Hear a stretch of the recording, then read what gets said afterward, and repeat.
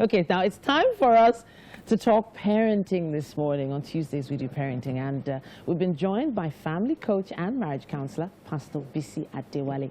He's an accountant by training, but called and trained as a family builder to revive and repair broken relationships and marriages. He is going to be talking about protecting our children from abuse. Now, this is a very delicate topic, a very wide one, and I do believe we're focusing on sexual abuse this morning. Thank you so much for joining us once again. Thank you. Okay, so honestly, it's been talked about over the past, especially over the past decade, how important it is to understand more about child abuse and why it happens. That question of why it happens and what the indicators are is where I would like to begin. Yes, okay, let me say this. Thank you for having me again. You're welcome. It's a pleasure being here. Child sexual abuse is real. I think that's the first thing I want every parent to know. A lot of them are still living in denial. Oh, I didn't sleep with anybody's child. Nobody can sleep with my child. Nobody's molesting my child. They won't even believe it.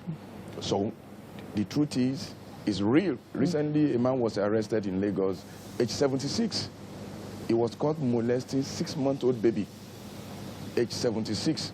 That's a grandpa sleeping with a 6-month-old baby. If I open my mouth to say what we have seen, what I've written, what people with cancer, at times many of them you won't believe them because they are too real. If a father sleeping with daughters, a lot of people, and there's something about child sexual abuse. We were told that 95% of people that are sleeping with young ones are known to the children. So, and 75% of abuses takes place around the house, not in school, not in church, not in mosque, not away from the home. So it's people we know. And 1 out of 10 children will be abused before age 15. 1 out of 10 may look small, but when you look at it, 1 out of 10, 10 out of 100, 100 out of 1,000, 1,000 out of 10,000, 10,000 out of 100,000, 100,000 out of 1 million. That's a huge number of people. So now, when we're talking about indicators, how will you know if your child is being sexually abused? The first thing I want you to know is, if a child that is being sexually abused, that child will not be normal, will not behave normal. There will be some indicators. In fact, there are about 27 of them. But most parents, if you are not well tutored, if you don't know about this, you won't see them. One of them is when your child begins to be afraid of a particular set of people. Maybe somebody, anytime you see somebody that is bearded, somebody that's wearing black clothes, he usually run away, or she's running away from boys, men, or she's afraid of darkness for no reason, and she was not like that before. Maybe the thing was done in darkness, so she will always be afraid anytime she's in the darkness. Maybe there's physical pain, the way she walks, the way she, or you are sending her to a particular uncle. She refused. I hate one uncle. The mother will say, no, go, she's your uncle. He's your uncle. He's your brother. He said, no, I hate him. I don't want to go to him. She will continue to cry, but the mother will insist. There's a particular lady, a particular girl.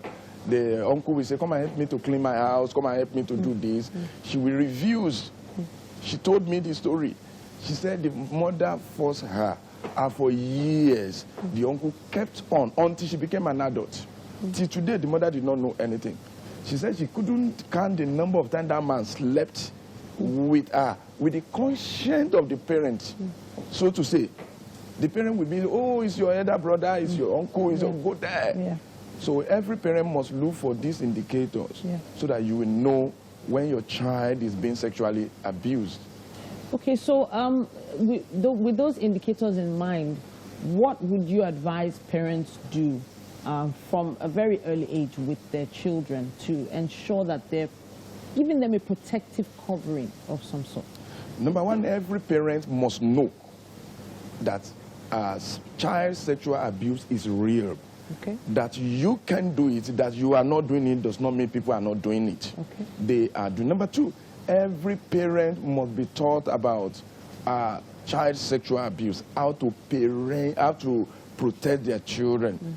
We must know this. Number 3, every child must be taught about abuse. You know, somebody asked me a question and said, why is it that when a child is abused, that child will keep quiet?